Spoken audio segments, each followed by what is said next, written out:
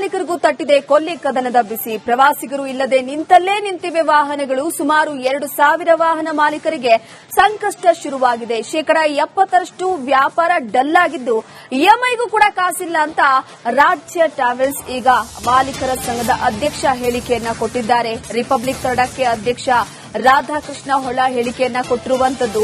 ಪ್ರವಾಸಿಗರು ಇಲ್ಲದೆ ನಿಂತಲ್ಲೇ ವಾಹನಗಳು ನಿಂತಿವೆ, ಇಎಂಐ ಕೂಡ ಕಟ್ಟೋದಕ್ಕಾಗ್ತಾ ಇಲ್ಲ. ಸುಮಾರು 2,000 ವಾಹನಗಳು ನಿಂತಲ್ಲೇ ನಿಂತಿರುವಂತದ್ದು. ಆ ಹಿನ್ನೆಲೆಯಲ್ಲಿ ಯಾಕಂದ್ರೆ ಈಗಾಗಲೇ ಯಾರು ಕೂಡ ಪ್ರವಾಸಕ್ಕೆ ಹೋಗ್ತಾ ಇಲ್ಲ. ಕೆಲವೊಂದಿಷ್ಟು ರೆಸಾರ್ಟ್ಗಳಲ್ಲಿ, ರೆಸ್ಟೋರೆಂಟ್ಗಳಲ್ಲಿ ಗ್ಯಾಸ್ ಅಭಾವದ ಹಿನ್ನೆಲೆ ಅಲ್ಲಿ ಬೇರೆ ರೀತಿಯ ಕಷ್ಟ ಅನುಭವಿಸಬೇಕಾಗುತ್ತೆ ಅಂತ ಸಾಕಷ್ಟು ಜನ ಈಗಾಗಲೇ ಸೈಲೆಂಟ್ ಆಗಿದ್ದಾರೆ. ಸೊ ಹಾಗಾಗಿ ಒಂದು ಕಡೆ ಗ್ಯಾಸ್ ಸಿಲಿಂಡರ್ ಹಾಹಾಕಾರಕ್ಕೆ ಮತ್ತೊಂದು ಕಡೆ ವಾಹನ ಮಾಲೀಕರು ಸಂಕಷ್ಟ ಎದುರಿಸುತ್ತಿದ್ದಾರೆ. ಇರಾನ್ ಯುದ್ಧದ ಎಫೆಕ್ಟ್ ಇದೀಗ ರಾಜ್ಯದ ಟ್ರಾವೆಲ್ ಮಾಲೀಕರಿಗೆ ತಟ್ಟಿದೆ. ಲಕ್ಸುರಿ ವೆಹಿಕಲ್ಗಳು ನಿಂತಲೇ ನಿಂತಿದ್ದಾವೆ, ಮೂವ್ಮೆಂಟ್ ಆಗ್ತಿಲ್ಲ. ಯಾಕಂದ್ರೆ ಪ್ರವಾಸಿಗರು ಬರ್ತಾ ಇಲ್ಲ ಎಂಬ ಕಾರಣಕ್ಕೆ ನೋಡಿ, ಇವೆಲ್ಲ ಲಕ್ಸುರಿ ವೆಹಿಕಲ್ಗಳು. ಪ್ರವಾಸಿಗರು ಬೇರೆ ದೇಶಗಳಿಂದ ಬರ್ತಾ ಇದ್ರು, ಅರಬ್ ರಾಷ್ಟ್ರಗಳಿಂದ, ಮತ್ತೊಂದು ಕಡೆ ಬೇರೆ ಬೇರೆ ದೇಶಗಳಿಂದ ಬರ್ತಿದ್ರು. ಬಟ್ ಇದೀಗ 40% ಪ್ರವಾಸಿಗರು ಬರ್ತಿಲ್ಲ. ಹೀಗಾಗಿ ಲಕ್ಸುರಿ ವೆಹಿಕಲ್ಗಳು ನಿಂತಲೇ ನಿಂತಿದ್ದಾವೆ. ನಾವು ಕೋಟಿಗಟ್ಟೆ ಈ ಒಂದು ಲಕ್ಸುರಿ ವೆಹಿಕಲ್ ಗಳನ್ನ ತೆಗೆದುಕೊಂಡು ಬರ್ತೀವಿ, ಬಟ್ ಈಗ ಮೂವ್ಮೆಂಟ್ ಆಗ್ತಿಲ್ಲ, ಪ್ರವಾಸಿಗರು ಬರ್ತಿಲ್ಲ. ಹೀಗಾಗಿ ನಮಗೆ ಇಎಂಐ ಕಟ್ಟಕ್ಕಾಗ್ತಿಲ್ಲ ಎಂಬುದು ಟ್ರಾವೆಲ್ಸ್ ಮಾಲೀಕರು ಹೇಳ್ತಿದ್ರೆ. ನೋಡಿ ಯಾವ ರೀತಿ ಕಾರುಗಳು ಇಲ್ಲಿ ನಿಂತಿದ್ದೇವೆ ಅಂದ್ರೆ ತುಂಬಾ ಸಮಸ್ಯೆ ಆಗಿದೆ. ಯಾಕಂದ್ರೆ ದಿನಕ್ಕೆ ಅರಬ್ ರಾಷ್ಟ್ರಗಳಿಂದ 20-30 ಫ್ಲೈಟ್ಗಳು ಬರ್ತಿದ್ವು. ಆದ್ರೆ ಈಗ ಪ್ರವಾಸಿಗರ ಸಂಖ್ಯೆ ತುಂಬಾ ಇಳಿಮುಖವಾಗಿದೆ. ಕೆಲವೊಂದು ಬಿಸಿನೆಸ್ ಮ್ಯಾನ್ಗಳು ಸಹ ಬರ್ತಿದ್ರು. ಇಲ್ಲಿ ಬೆಂಗಳೂರಿನಲ್ಲಿ ಕೆಲವೊಂದು ಕಂಪನಿಗಳಲ್ಲಿ ಮೀಟಿಂಗ್ ಸಹ ಮಾಡ್ತಿದ್ರು. ತುಂಬಾ ಸಾಕಷ್ಟು ಜನ ಬರ್ತಿದ್ರು.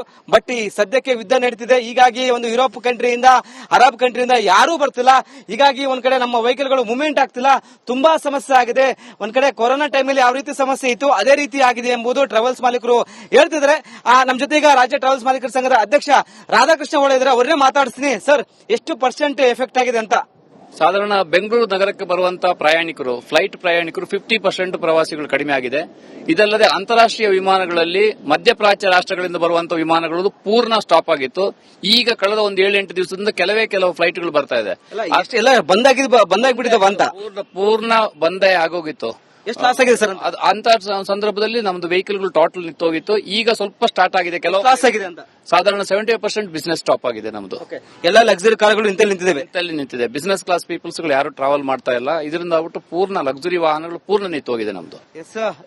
ಮಾಲೀಕರ ಪ್ರಕಾರ ಎಲ್ಲ ಪೂರ್ಣ ಪ್ರಮಾಣವರೆಗೆ 80% ಲಕ್ಸುರಿ ವೆಹಿಕಲ್ ಗಳು ನಿಂತಿದ್ದೇವೆ. ನೋಡ್ತಿರ್ಬೋದು, ಧೂಳು ಹಿಡಿದು ಹೋಗಿದೆ ಈ ಒಂದು ಲಕ್ಸುರಿ ವೆಹಿಕಲ್ ಗಳು.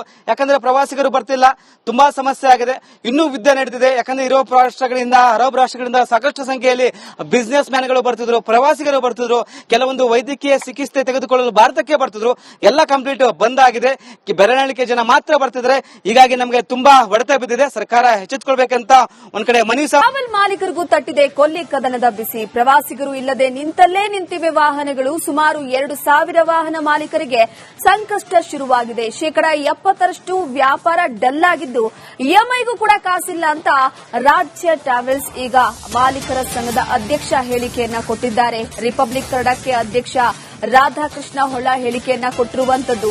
ಪ್ರವಾಸಿಗರು ಇಲ್ಲದೆ ನಿಂತಲ್ಲೇ ವಾಹನಗಳು ನಿಂತಿವೆ, ಇಎಂಐ ಕೂಡ ಕಟ್ಟೋದಕ್ಕಾಗ್ತಾ ಇಲ್ಲ. ಸುಮಾರು 2,000 ವಾಹನಗಳು ನಿಂತಲ್ಲೇ ನಿಂತಿರುವಂತದ್ದು. ಆ ಹಿನ್ನೆಲೆಯಲ್ಲಿ ಯಾಕಂದ್ರೆ ಈಗಾಗಲೇ ಯಾರು ಕೂಡ ಪ್ರವಾಸಕ್ಕೆ ಹೋಗ್ತಾ ಇಲ್ಲ. ಕೆಲವೊಂದಿಷ್ಟು ರೆಸಾರ್ಟ್ಗಳಲ್ಲಿ, ರೆಸ್ಟೋರೆಂಟ್ಗಳಲ್ಲಿ ಗ್ಯಾಸ್ ಅಭಾವದ ಹಿನ್ನೆಲೆ ಅಲ್ಲಿ ಬೇರೆ ರೀತಿಯ ಕಷ್ಟ ಅನುಭವಿಸಬೇಕಾಗುತ್ತೆ ಅಂತ ಸಾಕಷ್ಟು ಜನ ಈಗಾಗಲೇ ಸೈಲೆಂಟ್ ಆಗಿದ್ದಾರೆ. ಸೊ ಹಾಗಾಗಿ ಒಂದು ಕಡೆ ಗ್ಯಾಸ್ ಸಿಲಿಂಡರ್ ಹಾಹಾಕಾರಕ್ಕೆ ಮತ್ತೊಂದು ಕಡೆ ವಾಹನ ಮಾಲೀಕರು ಸಂಕಷ್ಟ ಎದುರಿಸುತ್ತಿದ್ದಾರೆ.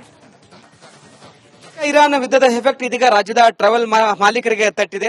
ಲಕ್ಸುರಿ ವೆಹಿಕಲ್ಗಳು ನಿಂತಲೇ ನಿಂತಿದ್ದಾವೆ, ಮೂವ್ಮೆಂಟ್ ಆಗ್ತಿಲ್ಲ. ಯಾಕಂದ್ರೆ ಪ್ರವಾಸಿಗರು ಬರ್ತಾ ಇಲ್ಲ ಎಂಬ ಕಾರಣಕ್ಕೆ ನೋಡಿ, ಇವೆಲ್ಲ ಲಕ್ಸುರಿ ವೆಹಿಕಲ್ಗಳು. ಪ್ರವಾಸಿಗರು ಬೇರೆ ದೇಶಗಳಿಂದ ಬರ್ತಾ ಇದ್ರು, ಅರಬ್ ರಾಷ್ಟ್ರಗಳಿಂದ, ಮತ್ತೊಂದು ಕಡೆ ಬೇರೆ ಬೇರೆ ದೇಶಗಳಿಂದ ಬರ್ತಿದ್ರು. ಬಟ್ ಇದೀಗ 40% ಪ್ರವಾಸಿಗರು ಬರ್ತಿಲ್ಲ. ಹೀಗಾಗಿ ಲಕ್ಸುರಿ ವೆಹಿಕಲ್ಗಳು ನಿಂತಲೇ ನಿಂತಿದ್ದಾವೆ.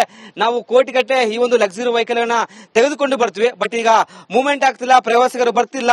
ಹೀಗಾಗಿ ನಮಗೆ ಇಎಂಐ ಕಟ್ಟಕ್ಕಾಗ್ತಿಲ್ಲ ಎಂಬುದು ಟ್ರಾವೆಲ್ಸ್ ಮಾಲೀಕರು ಹೇಳ್ತಿದ್ರೆ. ನೋಡಿ ಯಾವ ರೀತಿ ಕಾರುಗಳು ಇಲ್ಲಿ ನಿಂತಿದ್ದೇವೆ ಅಂದ್ರೆ ತುಂಬಾ ಸಮಸ್ಯೆ ಆಗಿದೆ. ಯಾಕಂದ್ರೆ ದಿನಕ್ಕೆ ಅರಬ್ ರಾಷ್ಟ್ರಗಳಿಂದ 20-30 ಫ್ಲೈಟ್ಗಳು ಬರ್ತಿದ್ವು. ಆದ್ರೆ ಈಗ ಪ್ರವಾಸಿಗರ ಸಂಖ್ಯೆ ತುಂಬಾ ಇಳಿಮುಖವಾಗಿದೆ. ಕೆಲವೊಂದು ಬಿಸಿನೆಸ್ ಮ್ಯಾನ್ಗಳು ಸಹ ಬರ್ತಿದ್ರು. ಇಲ್ಲಿ ಬೆಂಗಳೂರಿನಲ್ಲಿ ಕೆಲವೊಂದು ಕಂಪನಿಗಳಲ್ಲಿ ಮೀಟಿಂಗ್ ಸಹ ಮಾಡ್ತಿದ್ರು. ತುಂಬಾ ಸಾಕಷ್ಟು ಜನ ಬರ್ತಿದ್ರು. ಬಟ್ ಈ ಸದ್ಯಕ್ಕೆ ಯುದ್ಧ ನಡೀತಿದೆ. ಹೀಗಾಗಿ ಒಂದು ಯುರೋಪ್ ಕಂಟ್ರಿಯಿಂದ, ಅರಬ್ ಕಂಟ್ರಿಯಿಂದ ಯಾರೂ ಬರ್ತಿಲ್ಲ. ಹೀಗಾಗಿ ಒಂದ್ ಕಡೆ ನಮ್ಮ ವೆಹಿಕಲ್ಗಳು ಮೂವ್ಮೆಂಟ್ ಆಗ್ತಿಲ್ಲ, ತುಂಬಾ ಸಮಸ್ಯೆ ಆಗಿದೆ.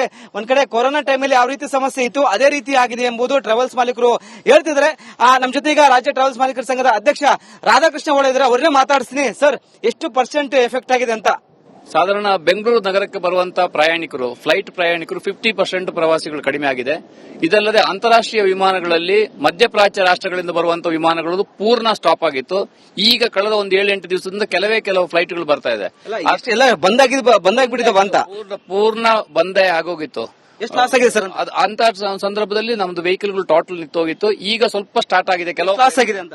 ಸಾಧಾರಣ 70% ಬಿಸಿನೆಸ್ ಸ್ಟಾಪ್ ಆಗಿದೆ ನಮ್ದು. ಎಲ್ಲ ಲಕ್ಸುರಿ ಕಾರ್ಗಳು ನಿಂತಲ್ಲಿ ನಿಂತಿದೆ. ಬಿಸಿನೆಸ್ ಕ್ಲಾಸ್ ಪೀಪಲ್ಸ್ ಗಳು ಯಾರು ಟ್ರಾವೆಲ್ ಮಾಡ್ತಾ ಇಲ್ಲ. ಇದರಿಂದ ಆಗ್ಬಿಟ್ಟು ಪೂರ್ಣ ಲಕ್ಸುರಿ ವಾಹನಗಳು ಪೂರ್ಣ ನಿಂತೋಗಿದೆ ನಮ್ದು. ಎಸ್, ಮಾಲೀಕರ ಪ್ರಕಾರ ಎಲ್ಲ ಪೂರ್ಣ ಪ್ರಮಾಣವರೆಗೆ 80% ಲಕ್ಸುರಿ ವೆಹಿಕಲ್ಗಳು ನಿಂತಿದ್ದೇವೆ. ನೋಡ್ತಿರ್ಬೋದು, ಧೂಳು ಹಿಡಿದು ಹೋಗಿದೆ ಈ ಒಂದು ಲಕ್ಸುರಿ ವೆಹಿಕಲ್ಗಳು. ಯಾಕಂದ್ರೆ ಪ್ರವಾಸಿಗರು ಬರ್ತಿಲ್ಲ, ತುಂಬಾ ಸಮಸ್ಯೆ ಆಗಿದೆ. ಇನ್ನೂ ಯುದ್ಧ ನಡೀತಿದೆ. ಯಾಕಂದ್ರೆ ಯುರೋಪ್ ರಾಷ್ಟ್ರಗಳಿಂದ, ಅರಬ್ ರಾಷ್ಟ್ರಗಳಿಂದ ಸಾಕಷ್ಟು ಸಂಖ್ಯೆಯಲ್ಲಿ ಬಿಸಿನೆಸ್ ಮ್ಯಾನ್ಗಳು ಬರ್ತಿದ್ರು, ಪ್ರವಾಸಿಗರು ಬರ್ತಿದ್ರು. ಕೆಲವೊಂದು ವೈದ್ಯಕೀಯ ಚಿಕಿತ್ಸೆ ತೆಗೆದುಕೊಳ್ಳಲು ಭಾರತಕ್ಕೆ ಬರ್ತಿದ್ರು. ಎಲ್ಲ ಕಂಪ್ಲೀಟ್ ಬಂದ್ ಆಗಿದೆ.